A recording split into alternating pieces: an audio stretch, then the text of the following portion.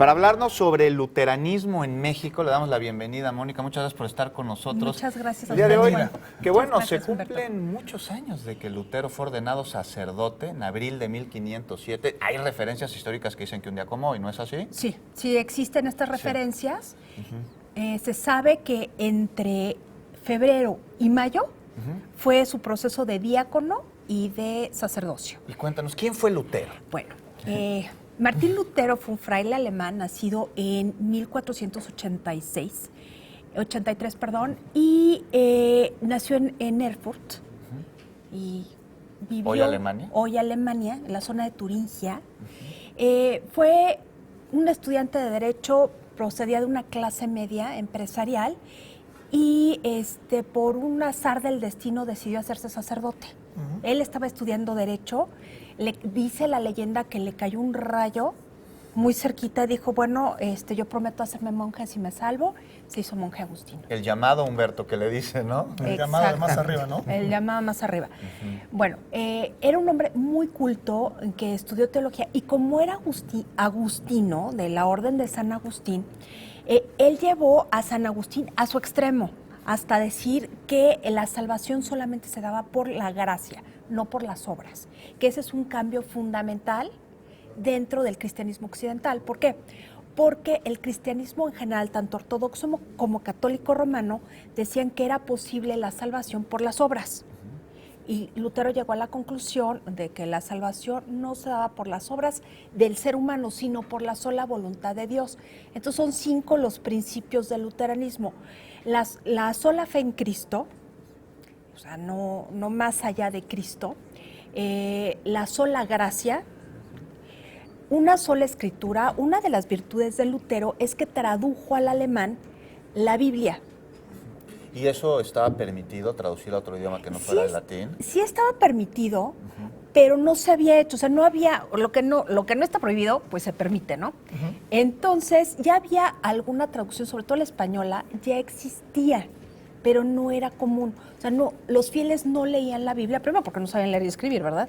Y segundo, porque la interpretación estaba reservada a los sacerdotes, y esto lo cuestionó Lutero.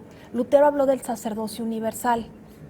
Y esta cuestión del sacerdocio universal dejaba al sacerdote como parcialmente desposeído de la sacralidad, desde el punto de vista católico, pero no desde el punto de vista de Lutero. Otra cosa que introdujo Lutero fue el matrimonio para los sacerdotes. Y no es que lo haya introducido él o se le hubiera ocurrido. Siguió con una tradición de la Iglesia que en el siglo IX se acabó. Perdón, el siglo XI se acabó, el nicolaísmo, en donde el Papa Bonifacio, ya no me acuerdo qué número, uno de los muchos, dijo, hasta aquí acabamos con el matrimonio de los sacerdotes porque provocaba muchos problemas internos de administración o herencias o que las esposas se querían quedar y este tipo de cosas.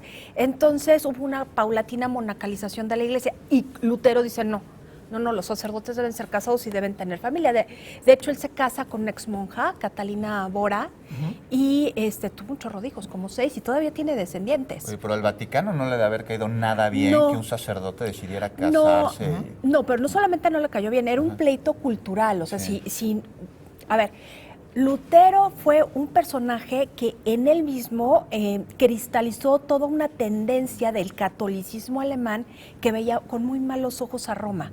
Sobre todo porque la cultura del Mediterráneo les era ajena y la veían así como que demasiado entre progresista y decadente. Esa era la visión que tenían, que no iba con el carácter de los pueblos que vivían detrás de los Alpes o al norte de los Alpes. Entonces es un pleito entre la cuenca del Mediterráneo y la Europa del Norte. En realidad esto es la base cultural que está detrás de la reforma de Lutero. Bueno, todo esto es un poquito como los antecedentes, pero en la actualidad, por ejemplo, todos estos preceptos los sigue la Iglesia como tal manteniendo, ¿o se ha cambiado? Es una sola fe, una sola gracia. ¿Una sola iglesia o tienen varias? No, son varias iglesias. La Iglesia luterana, a diferencia de la Iglesia católica romana, son iglesias nacionales. Hay una iglesia luterana alemana, otra en Holanda, otra en Suecia. ¿Y en México? En México hay una iglesia luterana mexicana, un sínodo luterano, pero además está la iglesia luterana de habla alemana, que es la que llegó a México en el siglo XIX con los inmigrantes alemanes. Y bueno, una asociación religiosa, bueno, son varias luteranas, pero en general son como 6,000 personas, y la más fuerte es la de habla alemana, que está en Miscuá, que es la iglesia del Espíritu Santo, está en Tintoretto y Patriotismo. ¿Y tienen fiestas? Cuéntanos un poquito a ver, sus actividades. Es un catolicismo, es una forma de catolicismo, actualmente así se le clasifica porque no hay una ruptura de fondo, y además Lutero mantiene lo que se llama sucesión apostólica. Es decir, que fue ordenado sacerdote dentro de la Iglesia Católica y los sacerdotes que él ha ordenado tienen sucesión. Entonces no está tan alejado del catolicismo. Tienen una misa muy parecida a la católica y finalmente la misa moderna católica es muy parecida a la luterana. O sea, toda la música de Bach y todo esto fue pensada para la misa luterana. O sea, es un poco como decir que finalmente ellos en la cuestión, digamos, de las imágenes religiosas o figuras religiosas creen en lo mismo que el catolicismo. Básicamente sí, pero por ejemplo, imágenes de los santos son para cuestiones didácticas, pero no hay veneración, por ejemplo. Ok. No hay veneración, no tenemos los símbolos, las figuras, los vitrales. Sí hay imágenes, pero no son de veneración, son didácticos. Si entras a una iglesia luterana va a estar más desnuda que una iglesia católica, pero eso no quiere decir que no haya imágenes. Sí hay. Muy bien. ¿Y podemos ir a visitarla? ¿Podemos ir a entrar? Claro. ¿Está abierta las puertas? Sí, hay una en Santa María la Ribera, que es la Iglesia Católica Mexicana, enfrente del kiosco. Y la otra es la de habla alemana. Muy bien. Mónica, pues sin duda un tema muy interesante, sí, Juan. Muy interesante. Muy interesante que podría dar para hablar muchísimo. horas todavía. Sí. Mónica, muchísimas gracias. Gracias a ustedes. Oigan, pues aquí es